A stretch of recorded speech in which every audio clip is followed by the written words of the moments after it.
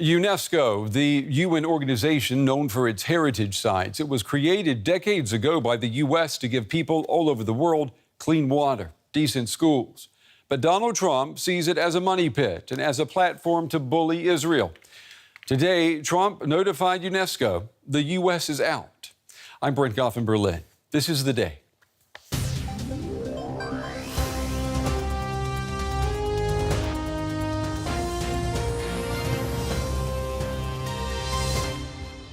The United States matter for UNESCO, and UNESCO matters for the United States. Politicization of UNESCO these last years has taken a toll on the organization. If we are this large platform for intercultural dialogue, for human rights, for freedom of expression, for safety of journalists, for fighting for literacy and for against ignorance, I think we need everybody on board.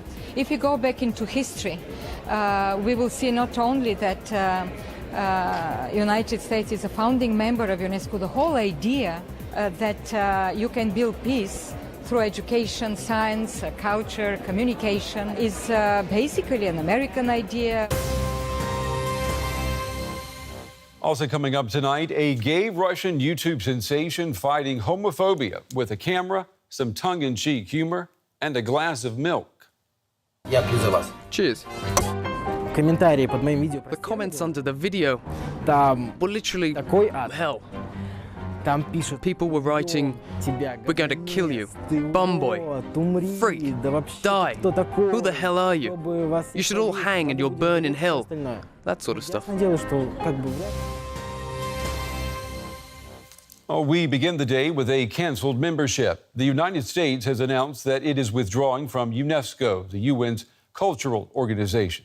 The U.S. State Department said that the decision was due to concerns about unpaid dues, a need for fundamental reform, and what it says is the organization's, quote, continuing anti-Israel bias.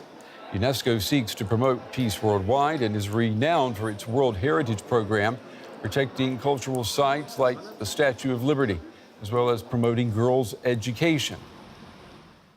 Well, since the 1970s, U.S. presidents have complained about the political leanings and the economic largesse at UNESCO. In 1983, Ronald Reagan yanked the U.S. out. Here's how the State Department justified the move at the time. The decision to withdraw was made by President Reagan on the recommendation of the Secretary of State.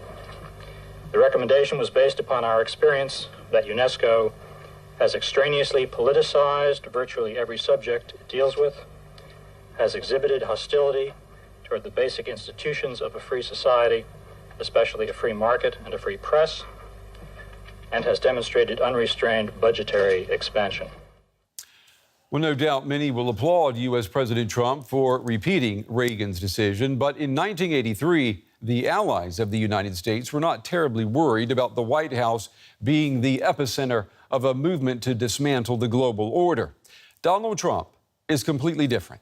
His overt suspicious and even disdain for the UN and multilateral agreements have led many here in Europe to question U.S. leadership and U.S. reliability.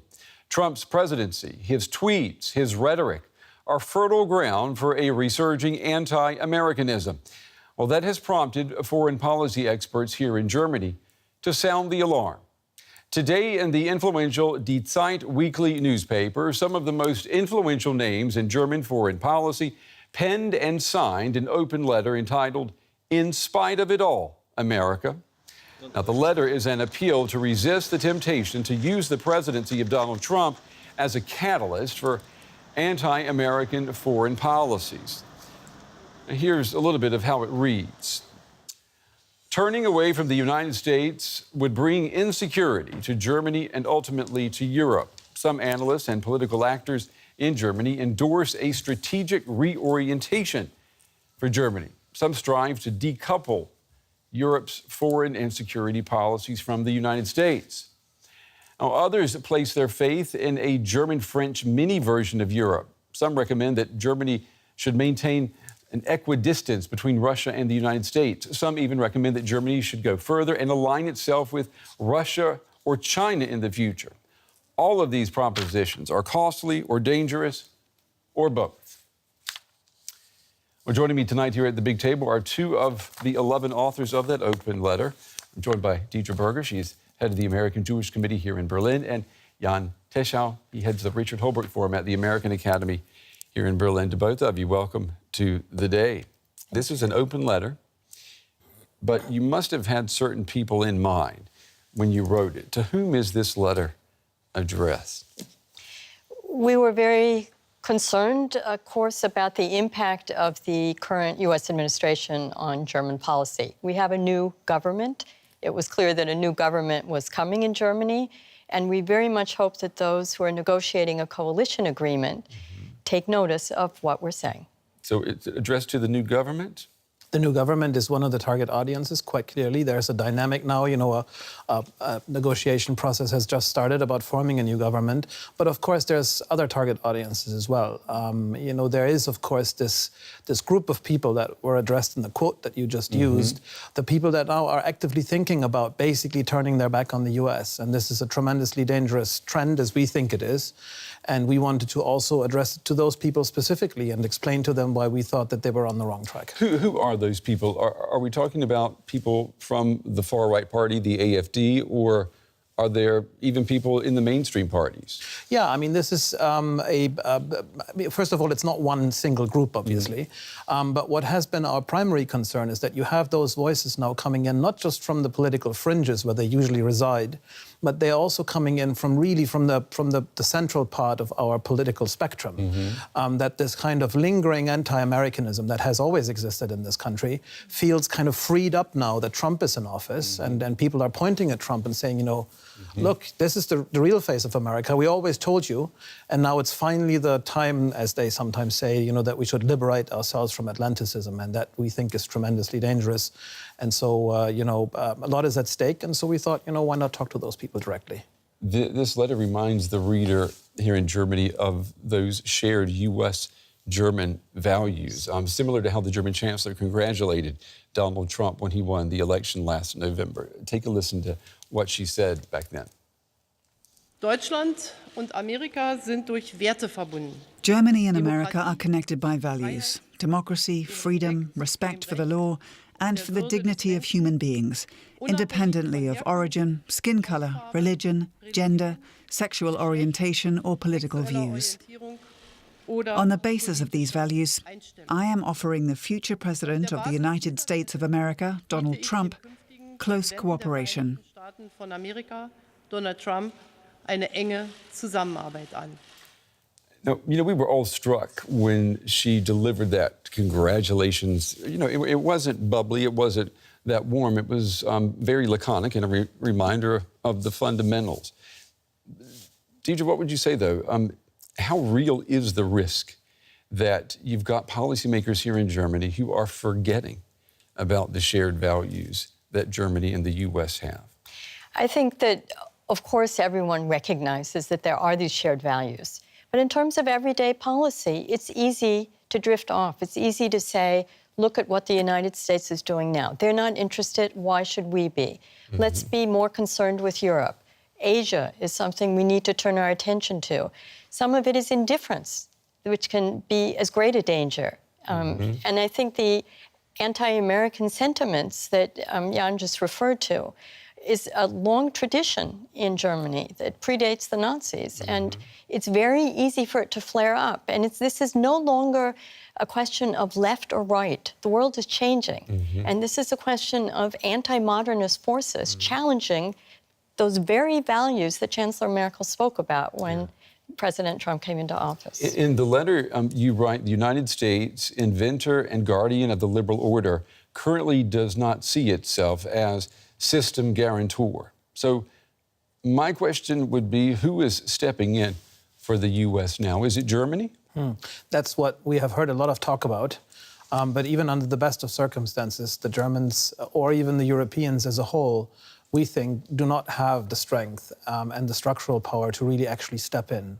The unification process, especially in foreign policy, and this is mostly a question of upholding the liberal international order, it's foreign policy. The EU has not turned itself into a strategic player. It is not capable of enforcing that kind of order and of issuing credible security guarantees to others. And as long as that's not the case, they will not be able to step in. Now, that doesn't mean that we shouldn't be doing more. We certainly have to do more. Germany specifically is asked to actually, carry more responsibility and also to pay more. But, even if all of that is forthcoming, the US remains the indispensable kind of building brick in this construction, in this architecture. And so, that's what we're trying to say here. No, even under the current prevailing circumstances, even under a president that we all find, a fairly difficult figure to deal with, even under those circumstances, the US remains indispensable, and we have to live with that. The article that you wrote, it was on page 10 of Die Zeit today. We just wanted to show our viewers what it looked like. Would you say that this letter is a handbook for Germany on how to take on more responsibility while the U.S. is out to lunch? Well, it's certainly a recommendation to do so. And it's not that the U.S. is out to lunch. I think there are forces going on in Europe as well that people can easily overlook. There are forces of disillusion. We have Brexit going on. We have a weakened France struggling with its economy so that it can take the role that it needs to take. We have independence strivings, as we're seeing with Catalonia. Europe is very preoccupied with itself as well. We have populist nationalist forces, certainly not just in the U.S., but in Europe too. So again, I think our recommendation is let's not forget, in the midst of all this turmoil and uncertainty, that there's really a rock-bottom relationship that's the security guarantor for Germany, for the U.S., for us all. Without it's a strong transatlantic underpinning of security, we can't guarantee our liberal Western order. Well, there's something there, that we all in our generation have in common is there was this given that there would always be these exchanges between Americans and Germans and Europeans, that there was always this back and forth across the Atlantic. Is that still a given? I mean, we see cutbacks in the United States with the Fulbright program, for example. There's always talks about cutting that back. I mean, those people mixers, aren't they threatened right now? I'm not so sure that we're heading towards some sort of, isolationist rupture or something like this. One of the dirty little secrets of the transatlantic relationship is that actually most of it is quite boring and fairly established and very regular. We have established working groups and people meet at all kinds of levels all the time. It's the high politics that is the problem. We have these two layers of issues. One are the agenda items, what's the current issue of the day, and there we often disagree with the US on issues.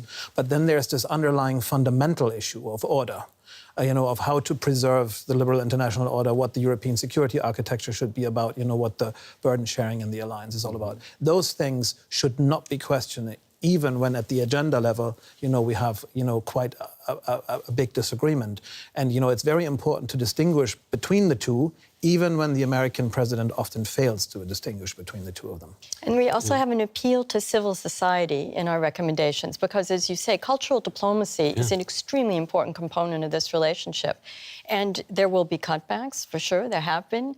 There will probably be more. And we cannot neglect this part of the exchange. The exchange of transatlantic values happens at many, many levels, also local levels. And maybe it's time to do even more, not less. Would you say this letter is basically optimistic and is telling people, just hold your breath, and when Trump's gone, the problem will be gone as well? Is that the takeaway? No, not really. I mean, there's, of course, we make a fairly sophisticated argument as to what should be done. Holding your breath is part of it, but it can't be the entire solution. There's a large group out there that says, just sit it out. We'll survive another 3 years of this, and then after that, we can start over again. That's not going to happen. First of all, the movement that pushed Trump into office, will still exist after he's gone.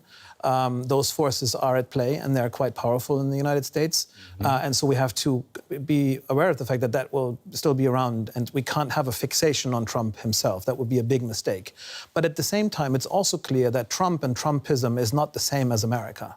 And so in a sense, if you want to talk about optimism, there's optimism in the sense that we have a lot of trust in the stability, the ultimate stability of American democracy in the end of the day, even when, you know, in the meantime, you know, some pretty you know, undesirable things can happen. Yeah. All right. Well, it's good to have you both on the show. Dietrich Berger with the American Jewish Committee and Jan Teschel with the American Academy here in Berlin. Thank you very much for coming in. Thank you.